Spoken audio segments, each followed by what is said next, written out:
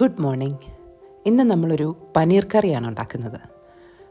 പാലക്കൊക്കെ ഇട്ട ഒരു സൂപ്പർ പനീർ കറി.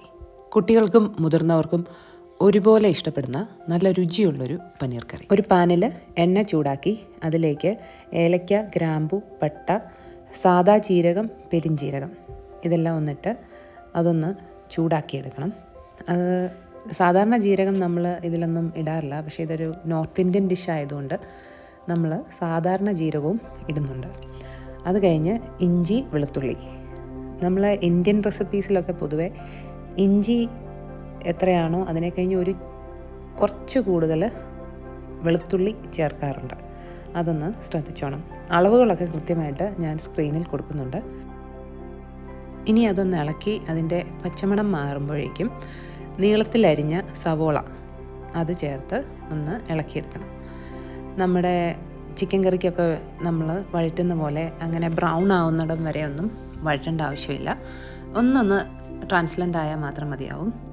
അത് കഴിഞ്ഞ് ഒരു 1/2 ടീസ്പൂൺ മഞ്ഞൾപ്പൊടി, പിന്നെ കസൂരി മേത്തി അതൊരു 2 ടീസ്പൂൺ ഞാൻ ഇടുന്നുണ്ട്.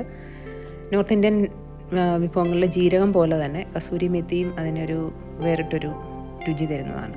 പിന്നെ കഴുകി വെച്ചിരിക്കുന്ന പാലക്ക് ഒരു 1/2 കപ്പ്, 1 കപ്പ് അതിൽ കൂടുതൽ വേണ്ട. ഇവിടെ അതിൻ്റെ ആ ഒരു കളറ്, സാധാരണ പാലക് പനീർ ഉണ്ടാക്കുമ്പോൾ പച്ച കളർ ഉണ്ടാവാറില്ലേ, ഇത് നമ്മളധികം ക്വാണ്ടിറ്റി ഇല്ലാത്തത് കൊണ്ടും പിന്നെ ഇതുപോലെ വഴറ്റിയൊക്കെ എടുത്ത് ഉണ്ടാക്കുന്നത് കൊണ്ടും ആ ഒരു പച്ച കളർ ഉണ്ടാവാറില്ല. അതുകൊണ്ട് തന്നെ ഇതിനെ പാലക് പനീർ എന്ന് നമുക്ക് വിളിക്കാനും പറ്റത്തില്ല. 4-5 കാഷ്യൂം, അതുപോലെ തന്നെ ബദാമും, പിന്നെ മുളക് പൊടി കാശ്മീരി ചില്ലി പൗഡറാണ് ഉപയോഗിക്കുന്നത്. എരി കുഴപ്പമില്ലെങ്കിൽ നിങ്ങൾക്ക് ഒരു സ്പൂൺ സാധാരണ മുളക് പൊടി ഇടാം. ഗരം മസാല 1/2 ടീസ്പൂൺ. ഇനി ഇതെല്ലാം ചേർത്ത് നന്നായിട്ടൊന്ന് ഇളക്കി അതിൻ്റെ ആ ഒരു പച്ചമണം മാറണം. അധികം നേരം വേണ്ട, 1 മിനിറ്റ് ധാരാളം. പിന്നെ തക്കാളി ഒരു 3-4, ചെറുതാണെങ്കിൽ 4, വലുതാണെങ്കിൽ 3 ആവശ്യമുള്ളൂ.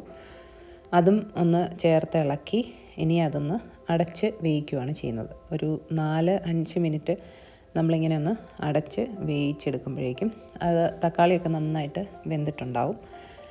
ആ വെന്ത തക്കാളിയും സവോളയും പാലക്കും നമുക്കൊന്ന് മിക്സിയിലേക്ക് മാറ്റി ഒന്ന് അരച്ചെടുക്കണം. അതൊന്ന് നല്ല ചൂടൊന്ന് മാറിയിട്ട് മിക്സിയുടെ ഒരു ജാറിലേക്ക് മാറ്റി അതൊന്ന് നന്നായിട്ട് അരച്ചെടുക്കണം. നല്ല സ്മൂത്ത് പേസ്റ്റാണ് നമ്മളാക്കുന്നത്.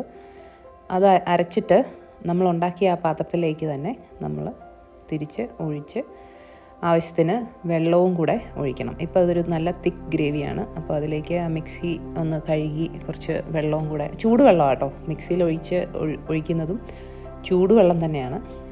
കൺസിസ്റ്റൻസി ഓക്കെ ആകുമ്പോഴേക്കും അതിലേക്ക് കുറച്ച് ഉപ്പും ശർക്കര അല്ലെങ്കിൽ പഞ്ചസാര ഒന്ന് ചേർക്കുക. പിന്നെ പനീർ, ഇത് നമ്മൾ വീട്ടിൽ തന്നെ ഉണ്ടാക്കിയ പനീറാണ്. അതിൻ്റെ റെസിപ്പി ഞാൻ ഓൾറെഡി ഇട്ടിട്ടുണ്ട്. കണ്ടിട്ടില്ലാത്തവർ അതൊന്ന് കണ്ടു നോക്കുക. പച്ചമുളക്, എരി കുഴപ്പമില്ലാത്തവർ അതൊന്ന് കീറിയിട്ടിട്ടാലും മതി. 2 അതിടുക, പനീറിടുക. പിന്നെ പനീറിനധികം വേവൊന്നുമില്ല. നമ്മൾ എന്നാലും ഒരു 2-3 മിനിറ്റ് പനീറും കൂടി ഇട്ട് ഒന്ന് അടച്ച് വേവിക്കണം. നല്ല തിളയൊക്കെ വന്നു കഴിയുമ്പോഴേക്കും അതിലേക്ക് ക്രീം അല്ലെങ്കിൽ കോക്കനട്ട് മിൽക്ക്, ഞാനിപ്പോൾ ഇവിടെ കോക്കനട്ട് മിൽക്കാണ് ഉപയോഗിക്കുന്നത്. അല്ലെങ്കിൽ ക്രീം ഉണ്ടെങ്കിൽ നിങ്ങളുടെ കയ്യിൽ അത് ഉപയോഗിക്കാം. ഈ സമയത്ത് നിങ്ങൾക്ക് ഗ്യാസ് ഓഫ് ചെയ്യാം. എല്ലാം ഒന്ന് നന്നായിട്ട് പനീർ പൊടിയാതെ ഒന്ന് ഇളക്കി ചേർക്കുക. അപ്പോഴേക്കും നമ്മുടെ കറി റെഡി ആയിട്ടുണ്ടാവും.